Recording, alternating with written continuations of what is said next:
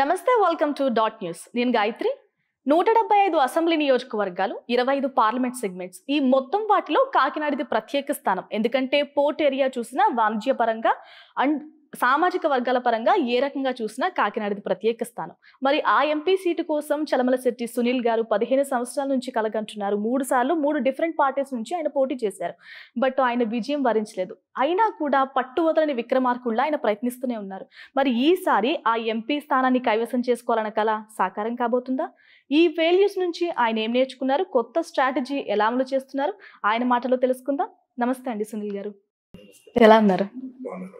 అంటే చాలా రోజుల తర్వాత కనిపించినట్టున్నారు. కనిపించడం అంటే మీడియాకి అండ్ పబ్లిక్ కి, అంటే యాజ్ ఎ పొలిటీషియన్ చాలా రోజుల తర్వాత. అంటే బిఫోర్ గోయింగ్ టు ఇంట్రడక్షన్, అంటే మీ దగ్గర ఉన్న ప్రధాన ఆరోపణ కూడా అదే, ఎలక్షన్స్ టైంలో వస్తాడు సీజనల్ పాలిటీషియన్ అని.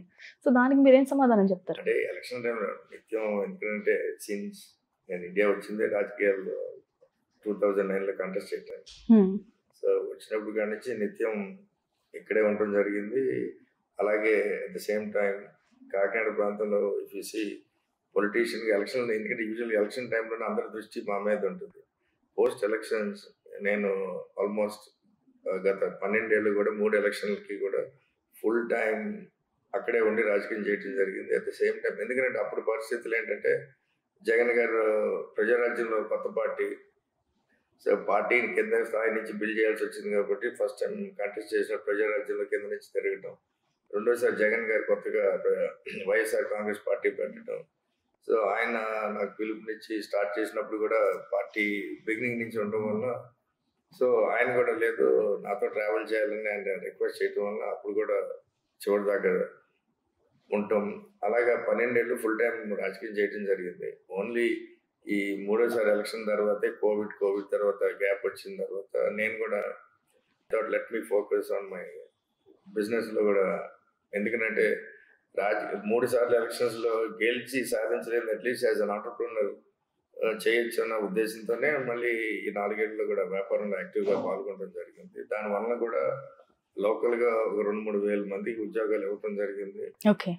అలాగా లోకల్గా చాలా కార్యక్రమాలు, ఈవెన్ కోవిడ్ దగ్గర నుంచి కానీ మా ఫౌండేషన్ తరఫున కానీ సిఎస్ఆర్ ప్రోగ్రామ్స్ కానీ చాలా చేయడం జరిగింది.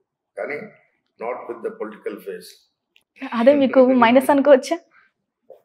అంటే ఇప్పుడు చిన్న హెల్ప్ చేసినా దాన్ని రాజకీయంగా వాడుకుంటూ ఉంటారు. సునీల్ కది రాలేదా? మనం రాజకీయాల్లోకి వచ్చిన ఉద్దేశమే వేరే ఉద్దేశం. నేను ఎందుకంటే ఎవరో వ్యక్తుల మీద వ్యతిరేకించో లేకపోతే పార్టీల మీద, నేను యాజ్ అన్ ఎంటర్‌ప్రెన్యూర్ యంగ్ ఏజ్లో మన దగ్గర ఎనర్జీ ఇదంతా ఉన్నప్పుడు మన ఉద్దేశాలని, ఎందుకంటే నేను లండన్లో ఉన్నప్పుడు అట్ ద యంగ్ ఏజ్, నేను గ్రాడ్యుయేషన్ అయిన కాడి నుంచి I seen success in my first stint in the బిజినెస్లో మొదటగా స్టార్ట్ చేసిన వ్యాపారంలోనే సక్సెస్ చేయడం జరిగింది. సో అది జరుగుతున్న పరిణామాల టైంలో నాకు లండన్లో వెంకయ్యనాయుడు గారు కానీ అరుణ్ జైట్లీ కానీ ఇలాంటి నాయకులతో చాలా సంబంధాలు నాకు కలవడం జరిగినప్పుడు వాళ్ళు కూడా నన్ను ఎంకరేజ్ చేయడం జరిగింది. సో అంటే వాళ్ళు ఎంకరేజ్ చేయడం వల్ల పాలిటిక్స్ లోకి వచ్చారా మీకు అనిపించింది? అంటే బేసికల్ గా నీలాంటి యంగ్స్టర్ ఇంత వయసులో నువ్వు సాధించగలిగితే నువ్వు ఇండియా బ్యాక్ హోమ్ వెళ్తే చాలా మంది యువతకి చాలా మంది అక్కడికి ఉపయోగపడగలుగుతావు అని మెయిన్ ఉద్దేశం. అది నాకు నాటింది నా బుర్రలో. దెన్ మా ఇంటెన్షన్ కూడా ఏంటంటే యాజ్ అన్ ఆంటర్‌ప్రెన్యూర్ మేము చిన్న మోడస్ట్ బ్యాక్గ్రౌండ్తో ఎన్నో వేల కోట్లు లేదా 100 కోట్ల వ్యాపారాలు చేయగలిగింది. మనం ఆ ప్రాంతాన్ని అభివృద్ధి చేయడానికి ఇదే ఎఫర్ట్, ఎందుకంటే ఆలోచన, కామన్ సెన్స్, మన సిన్సియారిటీ ఉంటే డెఫినెట్గా ఆ ప్రాంతాన్ని అభివృద్ధి చెందిట్లో కాకినాడ కోస్టల్ ప్రాంతం విపరీతమైన పొటెన్షియల్ ఉన్న ప్రాంతం అని నేను ఎప్పటి నుంచో నా చిన్నతనం నుంచి అనుకుంటా ఉండే. సో మనకి వచ్చిన ఇంటర్నేషనల్ ఎక్స్పోజర్తో కానీ లేకపోతే నాకున్న ఇంటర్నేషనల్ సంబంధాలతో కానీ ఆ ప్రాంతాన్ని చాలా అభివృద్ధి చేయొచ్చు. అభివృద్ధి వల్ల ఏంటంటే అక్కడ ఉన్న యువత కానీ లేకపోతే అక్కడ ఉన్న గ్రామాలు కానీ అన్ని కూడా న్యాచురల్గా అభివృద్ధి పొందే విధంగా మన ఆలోచన చేయడం జరిగింది. కాబట్టి మెయిన్ అక్కడికి వచ్చి అదే ప్రాంతంలో రాజకీయాలు చేయాలని కూడా ఆలోచన వచ్చింది. సునీల్ గారు, అంటే ఇందాక మీరు మాట్లాడుతూ చిన్న బ్యాక్గ్రౌండ్ అన్నారు స్టార్టింగ్ లో, అసలు ఎలా మీరు ఇంత గ్రో అయ్యారు? స్టడీస్ ఎక్కడ సాగే, ఎలా జరిగింది ఆ ప్రాసెస్ అంతా? అంటే న్యాచురల్గా స్కూలింగ్ అదంతా మన ఆంధ్రాలో మచిలీపట్నం, కాకినాడ, భీమవరం మధ్యలో జరిగిన, నేను ఎక్కువగా యంగ్ ఏజ్లో బాగా స్పోర్ట్స్లోనూ ఇట్లా యాక్టివ్గా ఇన్వాల్వ్ అయ్యాను. నేను district sports, zone sports, state స్పోర్ట్స్లో యూనివర్సిటీ గార్డెన్లో. సో మా లైక్ అందరూ బాల్యం లాగానే చిన్నతనంలో ఇండియాలో ఏంటంటే మన సిస్టమ్ సొసైటీలో స్పోర్ట్స్ అంటే ఇంపార్టెన్స్ ఇచ్చేవాళ్ళు కాదు. అందరూ చదువుకోవాలి, ముందు అందరూ ఇంజనీర్లు అవ్వాలి లేదా డాక్టర్లు అవ్వాలి అనే స్టడీస్ కి మోర్ పరిస్థితి ప్రయారిటీ. ఉండేది ఒక 30-40 సంవత్సరాల కిందట. సో ఆ పందాల్లోనే మా పేరెంట్స్ ఇక్కడ ఉంటే ఈ ఆటలు లేకపోతే అప్పుడు నా చిన్నతనంలో చాలా మంది బంధువులు రాజకీయాల్లో కూడా ఉండేవారు. సో ఎక్కువగా వీళ్ళందరితోనూ తిరిగి ఇక్కడ ఉంటే పరిస్థితి బాగోలేదని చెప్పి నా పేరెంట్స్ బలవంతంగా నన్ను అబ్రాడ్ పంపించడం జరిగింది.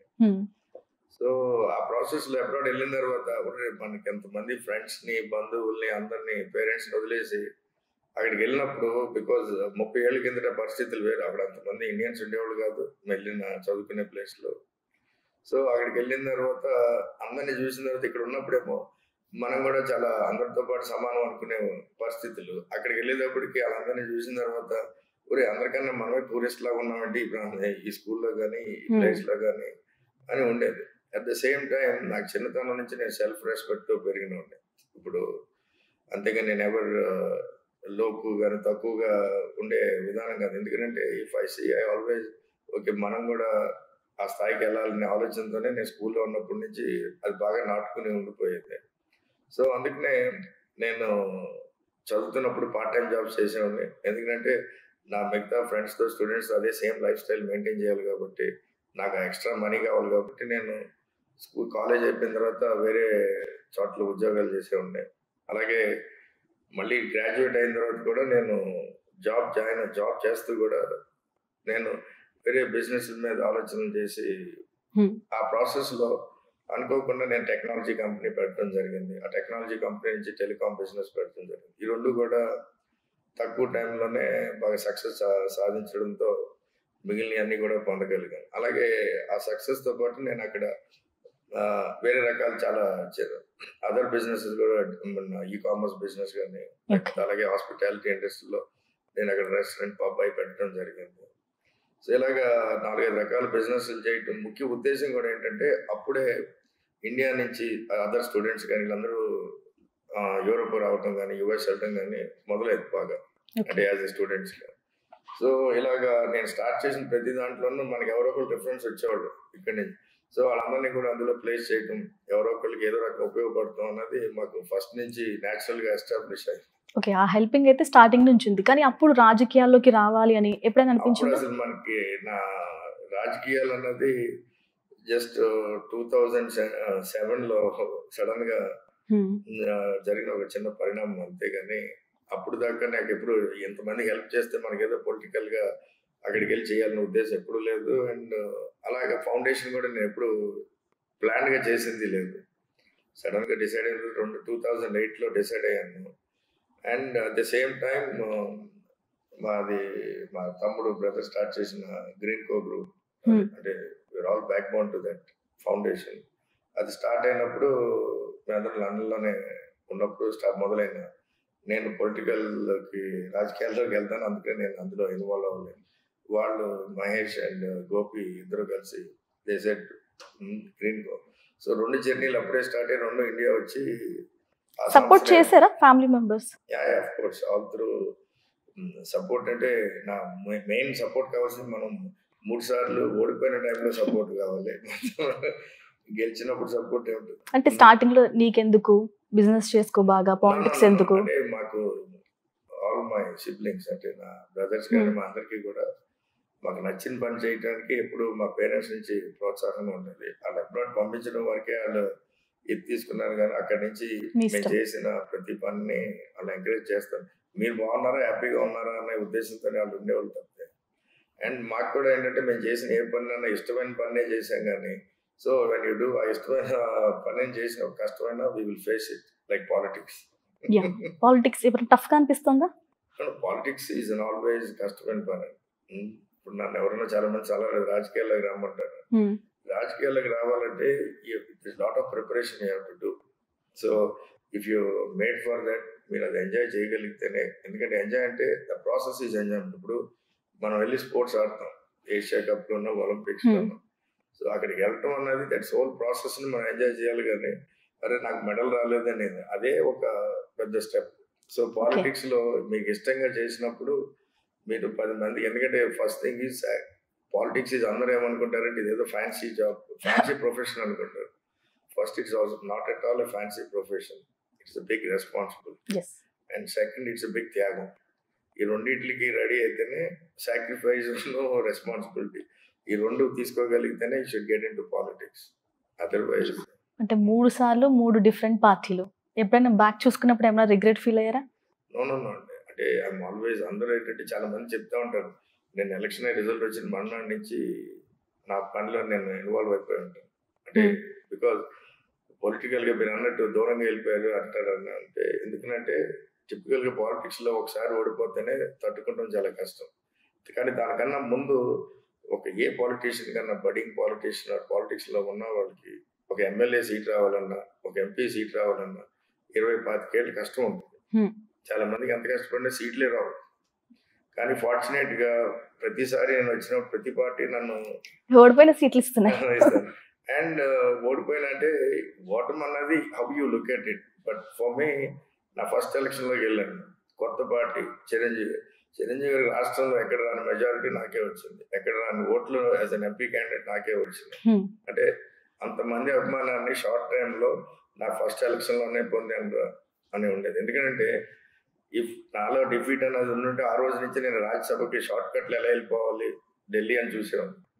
బట్ నాకు ఎన్ని ఆపర్చునిటీలు వచ్చినా I was always looking at ప్రజల్లోంచి గెలవాలి. మరి ఎమ్మెల్యే ఎందుకు ఎంచుకోలేదు? అంటే ప్రజల్లోకి వెళ్ళాలి అంటే మొత్తం ఎక్కువ మంది సెలెక్ట్ చేసుకునేది ఎమ్మెల్యే సీట్. అంటే అండి, ఎమ్మెల్యే పరిధి చాలా స్మాల్, ఓన్లీ ఒక నియోజకవర్గం వరకే. ఎంపీ పరిధి ఢిల్లీ అంటే పాన్ ఇండియా.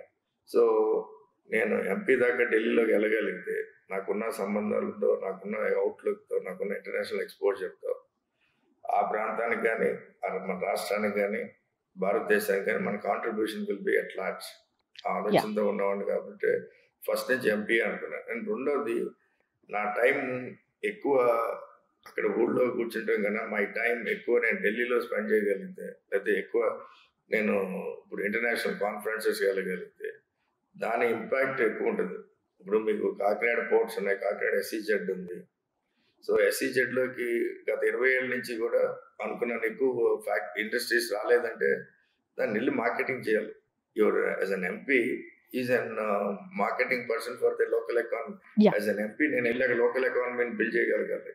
అంటే ఇవన్నీ ప్రజలు ఆలోచిస్తారంటే ఇతను వర్తున్న క్యాండిడేట్, ఈమె కాదు అలా. అంటే మెయిన్ మనకి ఓటేసే ప్రతి ఓటర్ ఆలోచన అలా ఉండుంటే ఇవాళ ఇండియా మనకి వచ్చే నాయకులు కానీ తరం కానీ వేరేగా ఉండేది. సో అలా ఆలోచన చేయట్లేదు కాదు కదా అని మన ఆలోచనని, ఇది మైక్రో లెవెల్లో. కానీ ఎలక్షన్ కావాల్సింది ఇదంతా కాదు. ఎలక్షన్స్ కావాల్సింది టిపికల్ గా ప్రతి ఓటర్కి సునీల్ గారు పరిచయం, సునీల్ గారి ఆలోచనల్ని మనం తీసుకెళ్ళగలిగితే ఇవాళ నాకు తెలిసి, ఎందుకంటే నా జరిగిన 3 ఎలక్షన్స్ లో ఫస్ట్ ఎలక్షన్స్ లో ట్రయాంగిల్ ఫైట్ లో నేను తక్కువ మార్జిన్ తో ఓడిపోవడం జరిగింది. అప్పుడు నాకు రఫ్ గా 3,20,000 చేంజ్ ఓట్స్ వచ్చింది, 3,11,000 ఎంతో. సో నా ప్రత్యర్థి ఎవరంటే సెంట్రల్ మినిస్టర్ పార్లం రాజు గారు. So is 3rd generation politician. అంటే వాళ్ళ తాతగారు, వాళ్ళ నాన్నగారు, ఈయన అండ్ వీళ్ళందరూ కూడా మంత్రులుగా ఉన్నారు. ఆయనతో నేను పోటీ చేసి చాలా స్వల్ప మెజారిటీతో కొత్తగా పెట్టిన పార్టీలో ఓడిపోవడం జరిగింది. అదే పెద్ద విజయం. ఎలక్షన్స్ సో రెండో ఎలక్షన్ జగన్ గారు కొత్తగా పెట్టిన పార్టీలో మోడీ గారు ఇండియా అంతా వేవ్, మోడీ గారు అలాగే పవన్ కళ్యాణ్ గారు అలాగే జనసేన పార్టీ పెట్టి టీడీపీ ముగ్గురు కలిసిన పార్టీలో పోటీ చేసినప్పుడు అది మొత్తం ఉమ్మడి ఆంధ్ర రాష్ట్రంలో నాది షార్టెస్ట్ మార్జిన్ డిఫీట్. కానీ నాకు పడిన ఓట్లు చూస్తే 5 లక్షల చిలుకు ఓట్లు, 5 లక్షలు, అది కూడా 5 లక్షలు. సో ఆ ఎలక్షన్ కి ఈ ఎలక్షన్ కి అంతమంది ఎక్కువ మందిని మన్నించగలిగాం. అలాగే నా 3వ ఎలక్షన్ కూడా చూశానంటే అది కూడా నాకు 5 లక్షల పైనే ఓట్లు రావడం జరిగింది. సో నాకు ఓడిపోయిన ప్రతిసారి ఈజీలో ఒకసారి ఓడిపోతే రాజకీయాలకు పనికి రాకుండా పోతూ ఉంటుంది, చాలా టిపికల్ గా జరిగే పరిణామాలు. నేను ప్రతిసారి ఓడిపోయినా అక్కడ నాకు చూపించే ఆదరణ కానీ ఆ నమ్మకం కానీ ప్రతి పార్టీని మళ్ళీ సునీలే మాకు అక్కడ పోటీ చేయాలనే విధంగా నన్ను ఇందులోకి ట్రాక్. లేకపోతే నేను ఒరిజినల్ గా మూడోసారి 2 సార్లు ఎలక్షన్ అయ్యేటప్పటికి మూడోసారి ఇంకా maybe I'm not made for this, నేను జనాలు నేను కన్విన్స్ చేయలేకపోతున్నాను, లేకపోతే నన్ను ఎన్నుకోవడానికి అనే ఉద్దేశంతో వచ్చి మళ్ళీ వ్యాపారం మీద దృష్టి పెడదాం అనుకున్న టైంలో అనుకోకుండా 3సారి పోటీ చేయాల్సి వచ్చింది. సేమ్ థింగ్ ఇప్పుడు మళ్ళీ ఓకే, 3సారి పోటీ చేశారు, కానీ పార్టీ మార్పు ఎందుకు అక్కడ? అప్పుడు జరిగిన పరిణామం ఏంటంటే, నేను జగన్ గారితో ఫ్రమ్ ద బిగినింగ్ ఉన్నప్పుడు జగన్ గారికి కావాల్సిన అత్యంత సన్నిహితులు కోర్ టీం ఏదైతే ఉందో టాప్ 5-6 పీపుల్ నేను ఒకటిగా ఉన్నాను.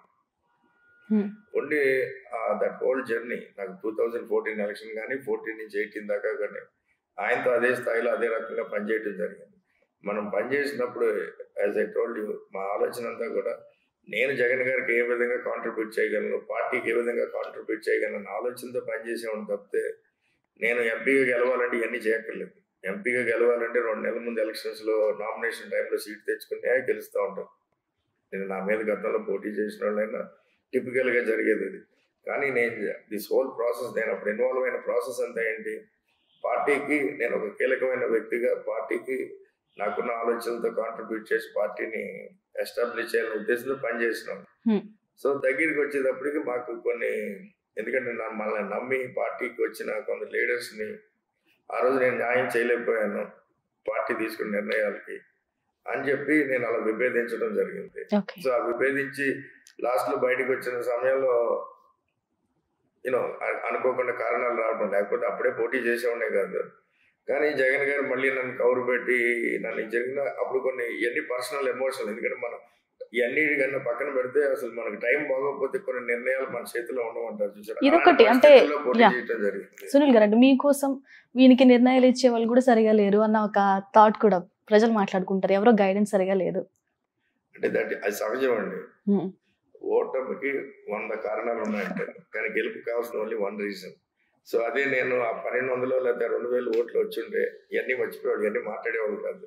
అంటే పోస్ట్ మార్టం చేసుకోవాలి కదా. పోస్ట్ మార్టం చేసిన అంటే ఒక పాలిటిక్స్ ప్రాసెస్ కానీ స్పోర్ట్స్ ప్రాసెస్ లో మనం చాలా మందితో ఇన్వాల్వ్ అయ్యి there is big team, it's not about 1 man. కానీ ఆ టీంలో ఏంటంటే రకరకాల ఆలోచనతో రకరకాల మనుషులు మన దగ్గరికి వచ్చి వెళ్తూ ఉంటారు. సో మనం అందరి దగ్గర ఇంటర్ ఇంపార్టెంట్ అండ్ ఎగ్జిక్యూట్ చేసేటప్పుడు మన ఓన్ డెసిషన్తో మనకు కావాల్సిన 2-3 ఏదైతే ఉంటాయో వాటితో మనం నిర్ణయాలు తీసుకుంటాం. సో మీకు ఇంకోటి కూడా, నేను 3 ఎలక్షన్లు ఓడిపోయినా మళ్ళీ 4 మళ్ళీ ఇదే ఎనర్జీతో లేకపోతే ఇంకా రెట్టింపు ఎనర్జీతో ఎందుకు వస్తానంటే, నేను ప్రతిసారి ఓడిపోయింది 100% మా ఓన్ డెసిషన్తో. నేను ఆ పార్టీల నుంచి కానీ ఆ ఎలక్షన్లు కానీ నాకు నచ్చిన విధంగా నేను చేశానన్న ఫీలింగ్తో ఉన్నాను కాబట్టి, అండ్ ఫుల్ రెస్పాన్సిబిలిటీ నేను తీసుకుంటాను కాబట్టి మళ్ళీ every time I'm ready for new. పట్టు వదలని విక్రమార్కుల్లా కనిపిస్తున్నారు మీరు. యూజువల్గా ఏంటంటే మై న్యాచురల్ ఇన్బిల్ట్ ఇది కూడా ఏంటంటే ఎవర్ గివింగ్ అప్. సో యూజువల్గా ఓటమే మనకి ఇంకా రెట్టింపు, ఎందుకంటే యాజ్ అన్ ఆంటర్‌ప్రెన్యూర్ మనకు ఒక బిజినెస్ చేసేటప్పుడు కానీ రొటీన్ అయిపోయింది అనుకోండి, కొత్త ఐడియా కొత్త ఛాలెంజెస్ ఎత్తుక్కుంటూ ఉంటాం. సో లైఫ్లో every defeat is giving me new challenge. ఇది ఒక కొత్త ఛాలెంజ్. ఇంకొక ఛాలెంజ్ ఇప్పుడు ఏంటంటే, మీరు ఎవరైతే ఇవాళ అంతమంది నా మీద గెలిచిన వాళ్ళు కానీ అంతమంది పొలిటికల్ అంతమంది అభ్యర్థులు ఉన్న పార్టీలు మళ్ళీ నన్నే నువ్వే పోటీ చేయాలన్న తీసుకొచ్చారంటే దెన్ దెర్ ఈజ్ సంథింగ్.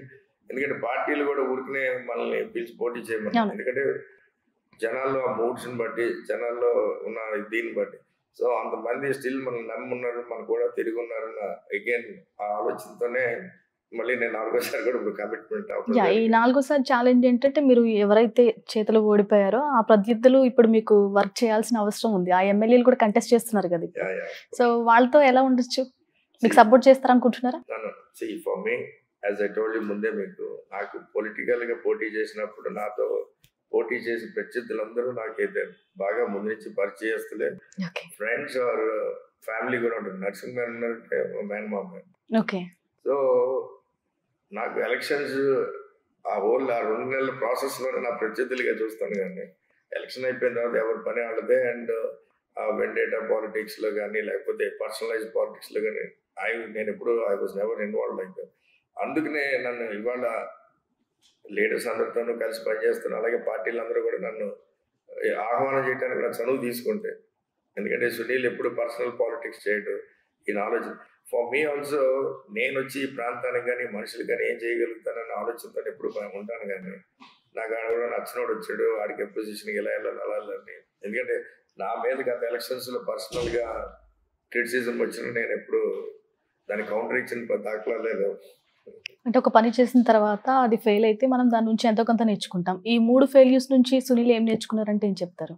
అంటే ఇప్పుడు మూడు ఎలక్షన్స్ నుంచే ఒకటండి. ఎందుకంటే మేబీ ఇంకా ప్రజల్లో అనుకున్నంత వరకు మనం ఒక స్టేజ్ వరకు రీచ్ అవ్వగలిగాం, కానీ ప్రాబ్లీ ఇంకెక్కువ మందిని కలవగలిగినా, లేకపోతే ఇంకెక్కువ మంది సునీల్ గురించి తెలియగలిగిన, ఆలోచన గురించి తెలియగలిగితే తప్పకుండా భారీ. ఎందుకంటే గతంలో లేదు, ఇప్పుడు ఉన్నది ఏంటంటే impact of social media at large. So ఇవాళ 15 లక్షల మందికి చేరువవ్వగలిగే మీడియం మన దగ్గర ఉన్నది సోషల్ మీడియా. సోషల్ మీడియాలో ద్వారా ప్రతి ఇంటికి, ప్రతి యువతకి, ఎందుకంటే ఇవాళ మనం తీసుకునే నిర్ణయాలు కానీ, మనం యాజ్ ఎ పాలిటీషియన్ మనం చేయబోయే ప్రాక్టికల్ వర్క్ కానీ ఇవాళ జనరేషన్తో ఎంత ఉపయోగపడుతుందో దానికి రెట్టింపు రాబోయే జనరేషన్స్కి ఉపయోగపడతాయి. సో అలాంటి ఆలోచనలు ఉన్న నాకు అందరినీ కూడా అది ఆ లెవెల్ ఆఫ్ అవేర్నెస్ తేగలిగితే తప్పకుండా భారీ మెజారిటీతో 4వసారి విజయం సాధిస్తామని నా నమ్మకం. అంటే నాకు చెప్పాను కదా ఇందాక, చాలా తాపత్రయపడుతున్నారు, పట్టు వదలట్లేదు, కాబట్టి ఈసారైనా విజయం మిమ్మల్ని వరించవచ్చు. అంటే విజయం తప్పకుండా వరిస్తుందని నమ్మకం ఉందండి. ఎందుకంటే ప్రతిసారి నేను విజయం వస్తుంది అనుకున్నాను మీరు. ఈసారి రెట్టింపు కాన్ఫిడెన్స్ ఏంటంటే, ఒకటి వైఎస్ఆర్ కాంగ్రెస్ పార్టీలో గత 4-5 ఏళ్లలో జగన్ గారు చేసిన వెల్ఫేర్ స్కీమ్స్ కానీ, అలాగే మొత్తం స్టేట్ వైడ్ జగన్ గారు చేసిన అభివృద్ధి కార్యక్రమాలు కానీ, ఇవన్నీ పార్టీకి ఒక ఫండమెంటల్ బేస్ అంటూ ఏర్పడుతుంది. ఎందుకంటే గతంలో నేను చేసినప్పుడు మొదటి 2 సార్లు కొత్త పార్టీలు, కొత్త కాంబినేషన్స్. ఈసారి ఏంటంటే తప్పగా ఆల్రెడీ వైఎస్ఆర్ కాంగ్రెస్ పార్టీకి ఒక స్ట్రాంగ్ క్యాడర్ బేస్డ్ ఎస్టాబ్లిష్ అయింది. సో దానిపైన ఎస్పెషల్లీ కాకినాడ పార్లమెంట్ నియోజకవర్గంకి వచ్చేటప్పటికి ఏ విధంగా అభివృద్ధి చేసుకోవచ్చు, అలాగే జగన్ గారి ఆలోచనలకు అనుగుణంగా, అలాగే నా ఆలోచనలకు అనుగుణంగా తప్పకుండా ఈ ప్రాంతాన్ని భారీ స్థాయిలో అభివృద్ధి చేసి ముందు ముఖ్యంగా ఇవాళ యువతకు కావాల్సిన ఉద్యోగ అవకాశాలు కాకినాడ పార్లమెంట్లోనే భారీగా ఉద్యోగ అవకాశాలు వచ్చే విధంగా, అలాగే ఎందుకంటే ఇప్పుడు ఇప్పుడు చాలా మంది కొత్త మేనిఫెస్టోలు సొంతంగా రిలీజ్ చేస్తున్నారు. సో మీరు కూడా ఈ ఉద్యోగ అవకాశాలతో వాటితో కొత్త మేనిఫెస్టో రిలీజ్ చేస్తున్నారు. ముఖ్యంగా నా 3 ఎలక్షన్స్ కూడా నేను నా ఆలోచన మై విజన్ ఫర్ కాకినాడ అని చెప్పడం జరిగింది. కానీ ఇప్పుడున్న సోషల్ మీడియా అప్పుడు లేకపోవడం వల్ల, లేకపోతే రీచ్ తక్కువ ఉండడం వల్ల, సో స్టిల్ వెళ్ళగలిగిన చోటల్లా మేము చాలా మందిని మాతో పాటు నడిచే విధంగా చేయగలిగాం. కానీ ఈసారి ఏంటంటే మా మేనిఫెస్టో కొంచెం కొత్తగా చేసింది 2-3 అంశాల్లో. బట్ ఇప్పుడు మేనిఫెస్టోలో గత 12-15 ఏళ్లలో నేను ఇక్కడే ఉండి కాకినాడ తిరుగుతున్నా, లేకపోతే ఇండియాలోనే ఉంటూ దీని మీద వర్క్ చేయడం కూడా జరిగింది. సో ఆ బేసిస్ తీసుకుని ఈసారి ఈ మేనిఫెస్టోని మరింత పటిష్టంగా, మరింత లోకల్గా మన రాష్ట్రానికి ఉపయోగపడే విధంగా కూడా ఆలోచన చేయడం జరిగింది. అలాగే భారతదేశానికి కూడా ముఖ్యంగా మా లోకల్ మేనిఫెస్టోలో నేను నా పర్సనల్గా హామీలు ఇచ్చి రేపొద్దున ఈ క్యాంపెయిన్ స్టార్ట్ చేసి ప్రజల్లోకి వెళ్ళాలనుకుంటుంది. నా పార్లమెంట్లో ఉన్న 400 గ్రామాలని దత్తత తీసుకుని అడాప్ట్ చేసుకుని గ్రామానికి ₹1 కోటి చెప్పి 400 కోట్లు రాబోయే 5 ఏళ్లలో ఖర్చు పెట్టి గ్రామాలను అభివృద్ధి చేసి భారతదేశంలోనే ఒక మోడల్ కాన్స్టిట్యువెన్సీగా మనం రూపొందించాలనే ఆలోచనతో ఈసారి మనం చేయడం జరిగింది. ఎందుకంటే ముఖ్యంగా ఒకటి ఎంపీ ల్యాడ్స్ ఉంటాయి, దాని నుంచి కొంతవరకు చేయొచ్చు. అది కాకుండా సెంట్రల్ గ్రాంట్స్ ఉంటాయి. సో ఈ సెంట్రల్ గ్రాంట్స్ని నాకున్న కనెక్షన్తో కానీ, ఢిల్లీలో పరిచయాలతో కానీ తప్పకుండా కొన్ని గ్రాంట్స్ తెచ్చుకునే అవకాశం ఉంది. ఈ రెండు ఒక ఎత్తు అయితే, మా సంస్థ ద్వారా కానీ, మా ఫ్రెండ్స్ సంస్థ ద్వారా కానీ సిఎస్ఆర్ ఫండ్స్ అంటే తీసుకొచ్చి తప్పకుండా 5 ఏళ్లలో ఈ 400 కోట్లతో ఈ గ్రామాలన్నీ అభివృద్ధి చేసి, ఇంకా ఈ మోడల్ గ్రామాల కింద చేయగలిగితే తప్పకుండా భారతదేశం అంతా ఇదే ప్రాక్టీస్ తేవాలన్న ఆలోచనతో ఇది రూపకల్పన చేయడం జరిగింది. అండ్ రెండవది ప్రధానమైనది కాకినాడ పోర్ట్, కాకినాడ ఎస్సీజెడ్, కాకినాడలో కొత్త పోర్ట్ అండ్ అలాగే ఫిషింగ్ పోర్ట్ కొత్తది ఒకటి రావడం జరిగింది. ఈ ప్రాంతాన్ని అంతటిని ఇండస్ట్రియల్ కారిడార్గా అభివృద్ధి చేయాలంటే నాలాంటి వ్యక్తి వలన సాధ్యం అవడానికి బాగా అవకాశాలు చాలా ఎక్కువ ఉన్నాయి. ఎందుకంటే దీనికి ఇంటర్నేషనల్ ఎక్స్పోజర్ కావాలి, at the same time connections కావాలి. అలాగే మా ఫ్యామిలీకి సంబంధించిన బిజినెస్ కూడా మేము అక్కడ NFCL కానీ స్పెక్ట్రమ్ పవర్ ప్లాంట్ కానీ ఇవన్నీ మా బ్రదర్ గ్రీన్కో గ్రూప్ ఎక్వైర్ చేయడం జరిగింది. సో దాని ద్వారా కూడా భారీగా అక్కడ పెట్టుబడులు రాబోతున్నాయి రాబోయే 3 ఏళ్లలో. అలాగే మై ఫ్రెండ్స్ కూడా కొందరు అక్కడ భారీగా పెట్టుబడుల ఆలోచనలు చేయడం జరుగుతుంది. సో ఆ ప్రాంతంలో ఒక 30-40 వేల కోట్లు రాబోయే 5 సంవత్సరాల్లో పెట్టుబడులు తేవాలనే ఆలోచనే కాదు, ప్రాక్టికల్గా చేసి చూపించాలనే పెద్ద సంకల్పంతో ఉన్నాను. దీనివల్ల ఏమవుతుందంటే అంత ఇండస్ట్రియల్ డెవలప్మెంట్ ఆ ప్రాంతానికి జరుగుతున్నప్పుడు ఆటోమేటిక్గా జాబ్స్ క్రియేట్ అవుతాయి. సో కానీ అక్కడ జాబ్స్ ఫండమెంటల్గా క్రియేట్ అయ్యి అక్కడ లోకల్ వాళ్ళని ఎంప్లాయ్ చేసుకునే విధంగా ఉండాలంటే మెయిన్ యూత్కి అక్కడ స్కిల్లింగ్ ఇంపార్టెంట్. ఇప్పుడు మీరు ఇంజనీరింగ్ చదువుతున్నారు, డిగ్రీ చదువుతున్నారు, లేకపోతే వెల్డర్స్ కింద ఉంటున్నారు, ప్లంబర్స్ కింద ఉంటున్నారు, ఇవాళ నర్సుల కింద ఉంటున్నారు. ఇవాళ జాబ్స్ లేవంటూ ఉన్నది తప్పు. ఎందుకంటే మై పర్సనల్ ఎక్స్పీరియన్స్ కానీ నాలెడ్జ్ కానీ ప్రపంచం అంతా జాబ్స్ ఉన్నాయి, కానీ ఆ జాబ్కి స్కిల్లింగ్ కావాలి. మీకు టిపికల్ వెల్డర్స్ ఉన్నారు, మన ఊర్లో వెల్డింగ్ చేసే వాళ్ళకి 20,000 25,000 ఇస్తారు. వేరే ఆయిల్ అండ్ గ్యాస్ ఇండస్ట్రీలో వెల్డర్స్కి ఇండియాలో ఉండే ఆయిల్ అండ్ గ్యాస్ బిజినెస్ లో కూడా బయట నుంచి తెచ్చుకుంటున్నారు. సో ఈ వెల్డర్స్ ఏంటంటే 2 నెలలు ట్రైన్ చేసి సర్టిఫై చేసి మీకు ఇంటర్నేషనల్ ఆ సర్టిఫికేట్ ఉంటే సో మీరు ప్రపంచంలో ఎక్కడికైనా వెళ్ళి పనిచేయచ్చు. నర్సులు ఉన్నారు, పుట్టి యూరోప్ లోనే 4-5 దేశాలు కలిపితే జర్మనీ, ఇటలీ, ఫ్రాన్స్, స్పెయిన్, ఈ 4 దేశాలకే 2.5 లక్షల నర్సులు కావాలంట కోవిడ్ తర్వాత.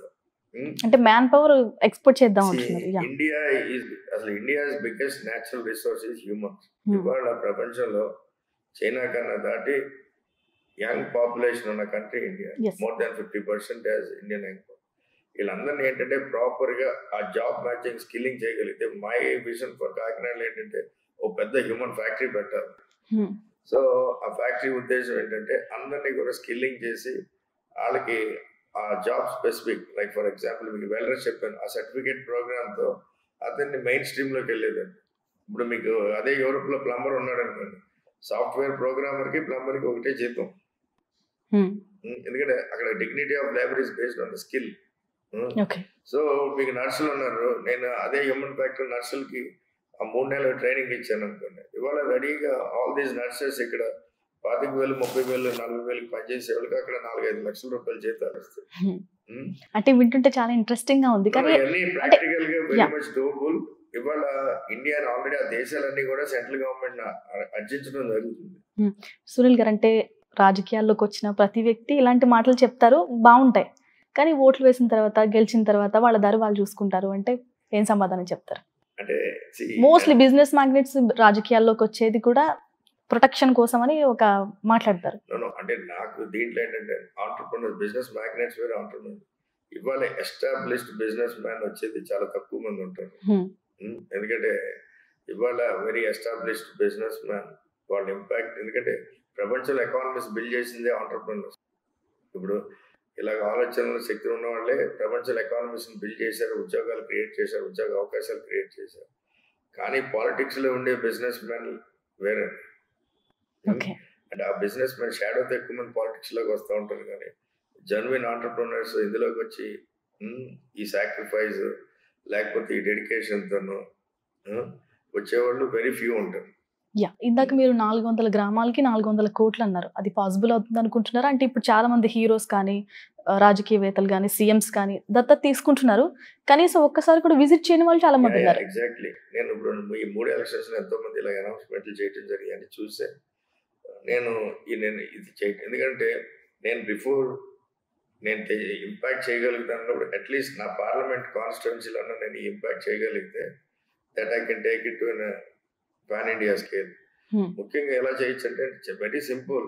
ఇవాళ ప్రతి గ్రామానికి మేజర్ ఇష్యూస్, ఎందుకంటే నేను గ్రామాలన్నీ బాగా తిరిగి క్షుణ్ణంగా 3 ఎలక్షన్స్ లో తిరిగాను కాబట్టి అక్కడ అవసరాలన్నీ కూడా నాకు బాగా దగ్గరగా తెలుసు కాబట్టి, అండ్ ఇవాళ నాకున్న క్యాడర్ బేస్ నుంచి కూడా చాలా తెలుసుకుని మేము అన్ని రూపొందించడం జరిగింది. ఇది ఒకటి సెంట్రల్లోనే అన్యూజ్డ్ గ్రాంట్స్ కూడా ఉన్నాయి, హెల్త్ కేర్లో కానీ లాట్ ఆఫ్ డిఫరెంట్ శానిటేషన్లో కానీ వీటిలో అవి తెచ్చుకోవచ్చు. రెండోది కాకినాడలో మీకు గత నెలలోనే మీరు న్యూస్లో చూసుంటారు, ఫస్ట్ ఆయిల్ డిస్కవరీ, ఓఎన్జీసీ ఒక ఆయిల్ డిస్కవరీ చేసింది. అంటే 45,000 barrels ఆయిల్ని పర్ డే ప్రొడక్షన్ చేయగలిగే నిక్షేపాలను కనుగొని ప్రొడక్షన్లోకి తెస్తున్నారు. సో అలా అంటే దానికి ఆల్మోస్ట్ 10,000 కోట్లు రెవెన్యూ జనరేట్ చేసే బిజినెస్ మాట. సో అలాంటి ఇండస్ట్రీలకి, అలాగే రేపు మా గ్రీన్ కో రేపు పొద్దున అక్కడ 15,000 కోట్లు పెట్టుబడులు పెడుతుంది. సో ఏంటంటే first in the country green hydrogen, green ammonia అని అలాంటి ప్లాంట్లు పెడుతుంది. ఇవన్నీ కూడా అన్ని వేల కోట్లు అక్కడ సంపద క్రియేట్ చేస్తున్నాయి కాబట్టి వాళ్ళన్నిటికి కూడా సోషల్ ఆబ్లిగేషన్ ఉంది మనం. వీళ్ళందరితోనూ నాకు సంబంధాలు ఉన్నాయి కాబట్టి ఇప్పుడు ఆ కంపెనీల నుంచి కూడా గ్రాంట్లు తెచ్చి నేను ఇవన్నీ అభివృద్ధి చేసే విధంగా మనం ఆలోచన చేయడం జరిగింది. సో 400 కోట్లు అనేది స్టిల్ చిన్న మొత్తం కింద నేను అనుకుంటున్నాను. ఎందుకంటే రాబోయే రోజులు ఇంకా అంతకు మించి మనం చేసే అవకాశాలు ఉన్నాయి అక్కడ. అంటే కాకినాడ అనగానే కాపు సామాజిక వర్గం లేకుండా అసలు న్యూసే ఉండదు. సో సామాజిక వర్గం మీకు ఎంతవరకు యూజ్ అవుతుంది అనుకుంటున్నారు? అంటే అండి తప్పకుండా మనం ఒక సామాజిక వర్గం నుంచి వచ్చి ఎస్టాబ్లిష్ సక్సెస్ అయ్యామనుకోండి, న్యాచురల్ గా సామాజిక వర్గం అంతా మనల్ని మోస్తుంది. అంటే ఒక్కరైతే ప్రాబ్లం లేదు, సునీల్ ఒక్కరైతే ప్రాబ్లం లేదు. అటు జనసేన నుంచి అదే సామాజిక వర్గానికి, టీడీపీ ఆ కాంబినేషన్ నుంచి అదే సామాజిక వర్గానికి చెందిన వ్యక్తి రావచ్చు. సో ప్రజలు కూడా నిర్ణయించుకోలేరు కదా. అంటే మీరు అన్నట్టు గత 15 ఏళ్లలో 3 ఎలక్షన్లు ఓడిపోయిన అదే ప్రాంతం నుంచి అత్యధికంగా ప్రజలకు ఉపయోగపడగలిగింది ఏ ఒకటి కాపు సామాజిక వర్గమే కాదు. ఎందుకంటే ఆ ప్రాంతంలో నేను అక్కడి నుంచి ఒక 3-4 వేల మంది కన్నా ఉద్యోగ అవకాశాలు పుట్టి మా ఆర్గనైజేషన్ లోనే కల్పించుంటాను.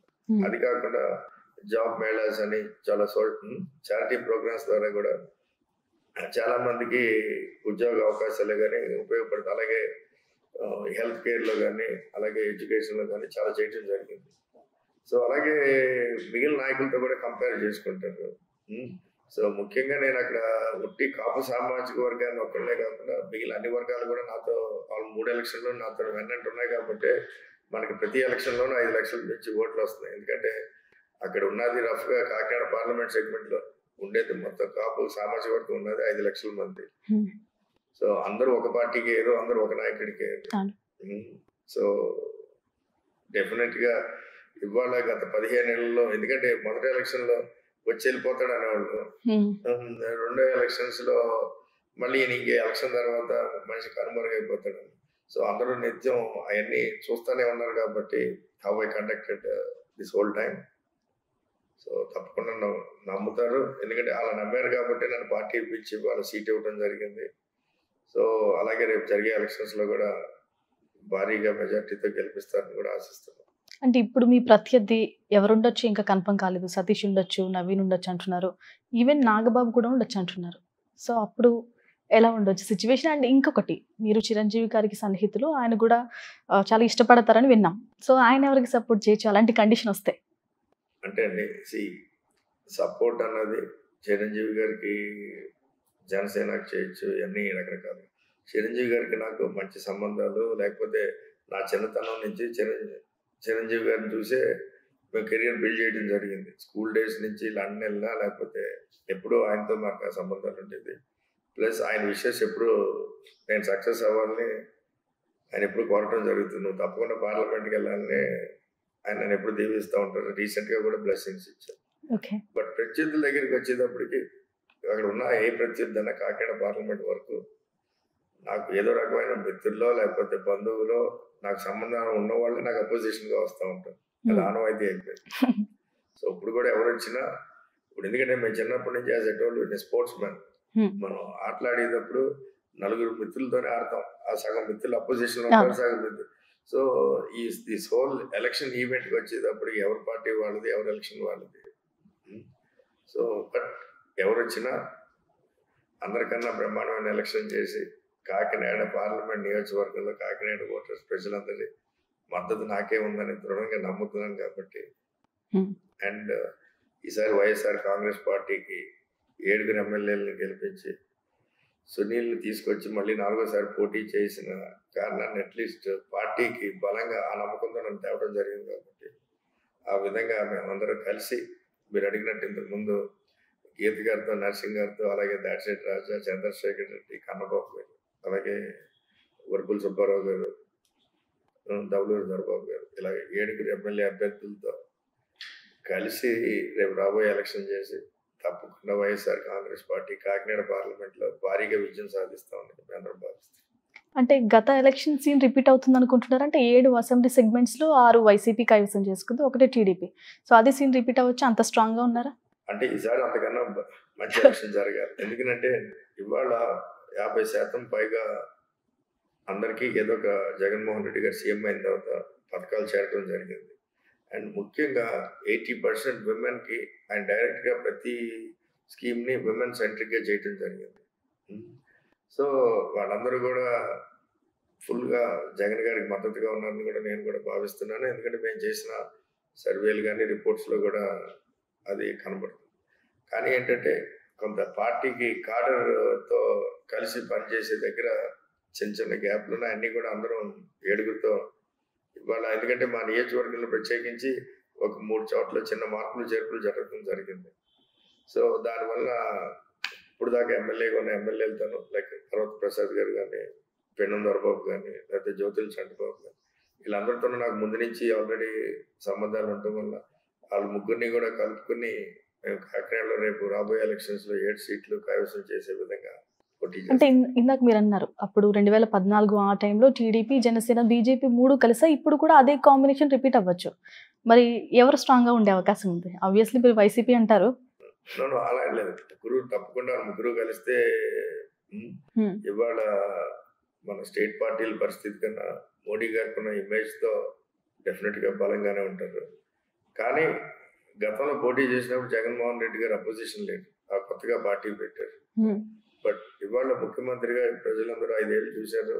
ప్లస్ ఈ 5 ఏళ్లలో భారతదేశంలో ఎవరు చేయని విధంగా వెల్ఫేర్ స్కీమ్ని డైరెక్ట్ బెనిఫిట్ ట్రాన్స్ఫర్ చేయడం జరిగింది. సో ఇవన్నీ ఇంపాక్ట్స్తో ప్లస్ మా 7గురి టీం అండ్ నేను ఎంపీ అభ్యర్థిగా రావడంతో తప్పకుండా బ్రహ్మాండమైన మెజారిటీతో గెలుస్తామని. అంటే ఇప్పుడు ఇందాక నుంచి చెప్తున్నారంటే జగన్ ఏదో రకంగా అందరికీ కాపు నేస్తం కావచ్చు, అమ్మఒడి కావచ్చు, ఫైనాన్షియల్గా డైరెక్ట్ మనీ పడ్డాయి, బటన్ నొక్కితే అందరి అకౌంట్లో మనీ పడ్డాయి. సంక్షేమం గెలిపిస్తుంది అనుకుంటున్నారా, చేసిన అభివృద్ధి గెలిపిస్తుంది అనుకుంటున్నారా? అభివృద్ధి అంటే చాలా మంది అసలు ఏం జరగలేదన్న మాట చెప్తూ ఉంటారు. యాక్చువల్గా ఏంటంటే సంక్షేమం జరిగింది కాబట్టి సంక్షేమం గురించి మాట్లాడలేదు, అభివృద్ధి కూడా జరిగింది. అభివృద్ధి అన్నది ఇట్స్ ఎన్ కంటిన్యూస్ ప్రాసెస్ అన్నమాట. మీరు ఇప్పుడు అమెరికాలో మాట్లాడినా, మీరు యూరోప్లో మాట్లాడినా అభివృద్ధి ఇంకా జరగలేదంటే, ఎందుకంటే అభివృద్ధి is an on going process. అభివృద్ధి ఈ 2 ఏళ్లలో 5 ఏళ్లలో చేసి అయిపోయింది అంటానికి లేదు అన్నమాట. So if you see Jaganmohan Reddy గారి ఆలోచనలకు అనుగుణంగా మనకి స్వతంత్రం వచ్చిన కాడి నుంచి ఈ 70 ఏళ్లలో జరగని పెను మార్పులు డెవలప్మెంట్లో జగన్మోహన్ రెడ్డి గారు చేయడం జరిగింది. ఎలాగా ఇప్పుడు దాకా మన ఆంధ్ర రాష్ట్రంలో ఉన్నాయి 3 పోర్టులు, 4 పోర్టులు ఏంటి, అవి కూడా 3 రాజశేఖర రెడ్డి గారు వచ్చిన తర్వాత వచ్చినాయి. ఇప్పుడు అపోజిషన్ పార్టీలు ఎవరు చేయలేదు. జగన్మోహన్ రెడ్డి గారు 4 మేజర్ పోర్ట్స్ని స్టార్ట్ చేశారు. అలాగే 9 ఫిషింగ్ పోర్ట్స్, అంటే మీకు 4 పోర్ట్లు కలిపి చూస్తే ఆల్మోస్ట్ 30,000 కోట్లు పెట్టుబడులు పెడతాం జరిగింది గవర్నమెంట్ నుంచి. ఈ 4 పోర్ట్లు కలిపి అక్కడ కనీసం నాకు తెలిసి 2-3 లక్షల కోట్ల ఎకనామిక్ యాక్టివిటీని రాబోయే రోజుల్లో బిల్డ్ చేసే ఫౌండేషన్ అది. సో దెన్ 9 ఫిషింగ్ పోర్ట్స్ కట్టారు. 9 ఫిషింగ్ పోర్ట్స్ అంటే మన అసలు ఎంటైర్ కోస్టల్ బెల్ట్ని, ఎందుకంటే భారతదేశంలో అన్ని రాష్ట్రాల కన్నా లాంగెస్ట్ కోస్ట్ లైన్ ఉన్నది మన ఆంధ్ర రాష్ట్రం. ఆంధ్ర రాష్ట్రాన్ని ఆ విధంగా ఉపయోగించవచ్చు అని ఒక మాస్టర్ ప్లాన్ చేసిన ఏకైక సీఎం జగన్మోహన్ రెడ్డి గారు. ఇప్పుడు దాకా సీఎం బెస్ట్ అని. కానీ జగన్మోహన్ రెడ్డి గారి దగ్గర ఉన్నది ఒకటి ఏంటంటే ఆయన చేసిన ఏది అని చెప్పుకోడు, తెలుసుకోవాలి లేకపోతే మాలాంటి వాళ్ళని చెప్పాలనుకుంటాడు. ఎందుకంటే ఈ కోస్ట్ లైన్లో డెవలప్మెంట్ అంటే ఇప్పుడు మీకు అంత కోస్ట్ లైన్ ఉన్న ఇండస్ట్రీకి అక్కడ ఐటీ కంపెనీలు కదా పెట్టాల్సిన, పోర్ట్ ఆధారిత సీ ఆధారిత ఇండస్ట్రీ పరిశ్రమలు తేవాలి. అండ్ ఇఫ్ యు సీ ప్రపంచంలో పోర్ట్ బేస్డ్ ఎక్కడైతే ఉన్నాయో సిటీస్ అవన్నీ ఎకనామికల్గా బాగా అభివృద్ధి చెందిన సిటీలు మాట. Hong Kong, Singapore, Bombay, you take it new Jersey, New York, మీకు ఏ దేశం ప్రపంచం మొత్తం పోర్ట్ని పటిష్టం చేస్తే, సీ ఫ్రంట్ని పటిష్టం చేస్తే అక్కడ ఎకానమీ ఎస్టాబ్లిష్ అవుతుంది. ఆ ఆలోచనలతో ఎప్పుడైతే జగన్మోహన్ రెడ్డి గారు ఈ 4 పోర్టులని గవర్నమెంట్ టేకప్ చేసి మొదలెట్టిందో, అలాగే ఫిషింగ్ పోర్ట్స్ కట్టిందో, దీనివల్ల సెంట్రల్ గవర్నమెంట్ ఆల్మోస్ట్ 70,000 కోట్లని port connectivity roads, national highways connect ఇవ్వడం జరిగింది. ఇదంతా పార్ట్ ఆఫ్ బిగ్ అభివృద్ధి. ఎందుకంటే ఇప్పుడు మనకి హైదరాబాద్ లో 500 కోట్లతో ఒక ఐటీ ఇండస్ట్రీ వస్తే దానికి బోలంత మార్కెటింగ్ జరుగుతుంది. అది 100 కోట్లు పెట్టుబడి పెట్టి ఒక ఐటీ కంపెనీ వస్తుంది. వేరే అక్కడ అన్ని వేల కోట్లు. అంటే జగన్ తెలియట్లేదు అంటున్నారా మార్కెటింగ్ చేసుకోవడం? నన్ను తెలియట్లేదు అంటున్నాను. బికాజ్ ఆయన ఇవాళ ఇప్పుడు సంక్షేమంతో ఇప్పుడు మీరు అన్నట్టు జనాలు ఇప్పుడు ఎడ్యుకేట్ అవుతా ఉన్నారు. ఎందుకంటే మన సమాజం మనం అనుకున్నంత ఫార్వర్డ్ గా లేదు. మీరు అన్నారు మీ ఆలోచనలన్నీ చాలా మందికి తెలుసు, అందరికీ తెలిస్తే ఓటేస్తాయి అనుకున్నారు. కానీ చాలా మందికి ఆ విధమైన విజ్ఞానం కూడా ఉండాలి కదా. ఆ education also is very important. ఎందుకంటే మీకు నాలెడ్జ్, ఎక్స్పోజర్, ఎడ్యుకేషన్ ఉంటే అప్పుడు మీ డెసిషన్ మేకింగ్ రైట్ గా తీసుకుంటాం. ఇవాళ ఈ రోడ్లు, పోర్ట్లు రావటం వల్ల, అదే కాకుండా మన ఆంధ్ర రాష్ట్రంలో ఇంకోటి ఏంటంటే మేజర్గా ఏ రాష్ట్రంలో లేని విధంగా ఏమంటారు రెన్యూబుల్ ఎనర్జీ అంటే గ్రీన్ ఎనర్జీ, దాన్ని ఆంధ్రప్రదేశ్ లో న్యాచురల్ అంటే సస్టైనబుల్ ఎనర్జీ అంటే సౌర అంటే solar energy, but green energy అని గ్రీన్ పవర్ అని not only cost zero pollution తో అది హైయెస్ట్ మన ఆంధ్ర రాష్ట్రంలోనే ఇవ్వడం జరిగింది. ఎందుకంటే అది స్టేట్ పాలసీలు బట్టి, స్టేట్ పాలసీ చేసిన విధానాన్ని బట్టి మనకి దానికి ఇన్వెస్టర్లు వస్తారు, పెట్టుబడిదారులు వస్తారు. బట్ ఆ విధంగా చూస్తే హైయెస్ట్ పెట్టుబడిదారులు అనౌన్స్ చేసింది ఆంధ్ర రాష్ట్రంలో అండ్ స్టార్ట్ చేసింది కూడా. దీనివల్ల ఏంటంటే ఉపయోగం, ఈ రెన్యూబుల్ ఎనర్జీని వాడి ఈ పోర్ట్ ఆధారిత పరిశ్రమలకి, ఎందుకంటే జగన్ గారు మార్కెటింగ్ చేయక్కర్లేదు. ఇవాళ యూరోప్ కానీ, అమెరికా కానీ, జపాన్ కానీ ఎక్కడికైనా మీరు ఎక్స్పోర్ట్ చేయాలంటే కార్బన్ ట్యాక్స్ అని ఒక ట్యాక్స్ పడుతుంది అన్నమాట. ఆ ట్యాక్స్ ని అవాయిడ్ చేయాలంటే ఇలాంటి మ్యానుఫ్యాక్చరింగ్ ఇండస్ట్రీ రావాలన్నమాట. గ్రీన్ ఎనర్జీతో వాడే ఫ్యాక్టరీలు ప్రొడక్షన్ లో వస్తేనే వాళ్ళందరికీ ట్యాక్స్ అడ్వాంటేజ్ ఉంటుంది. ఈ రెండు రాబోయే రోజుల్లో అభివృద్ధిలో ఫుల్ చూసారా. అంటే బిజినెస్ మ్యాగ్నెట్ అంటే మీరు ఒప్పుకోలేదు ఇందాక, అందుకే దానిపైన ఎక్కువ ఫోకస్ చేసినట్లేదా మీరు బిజినెస్ గురించి? బిజినెస్ గురించి అంటే మీకు ఈ అవగాహన లేకపోతే అసలు అభివృద్ధిని ఎలా సాధించుకుంటాం?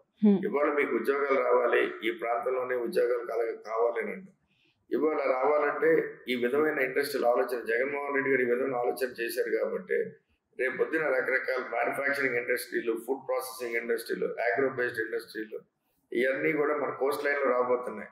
ఇప్పుడు మీరు కాకినాడలో 10,000 ఎకరాల SEZ ఉంది. ఆ SEZలోకి ఎన్నో ఇండస్ట్రీలు రావాలి.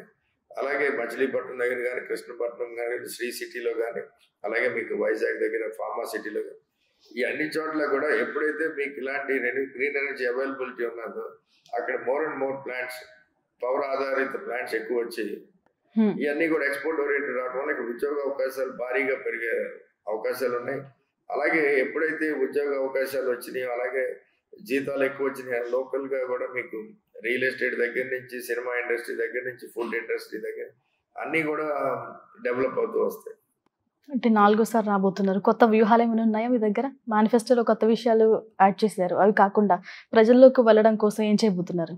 ముఖ్యంగా అండి ఈ 400 గ్రామాల్లో మనం చేయబోయే అభివృద్ధి, అలాగే యువతకి ఏ విధమైన ఉద్యోగ అవకాశాలు, ఏ విధమైన అభివృద్ధి ఈ ప్రాంతానికి తేబోతున్నాము, దీన్ని బాగా అందరి ప్రతి ఇంటికి తీసుకెళ్లే విధంగా నేను ఆలోచన చేయడం జరిగింది.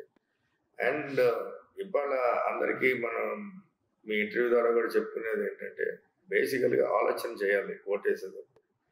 ఆ ఆలోచన నాలెడ్జ్తోనో లేకపోతే వాళ్ళకి తెలుసుకునో అవగాహన చేసుకుని నిర్ణయాలు తీసుకుంటే తప్పకుండా మన ప్రాంతానికి, మన ఇంటికి ఉపయోగపడే విధంగా కూడా నాయకులు వస్తారని అందరికి తెలియజేసి ఫైనల్ గా ఇంకా కాకినాడ ప్రజలకి ఏం చెప్తారు?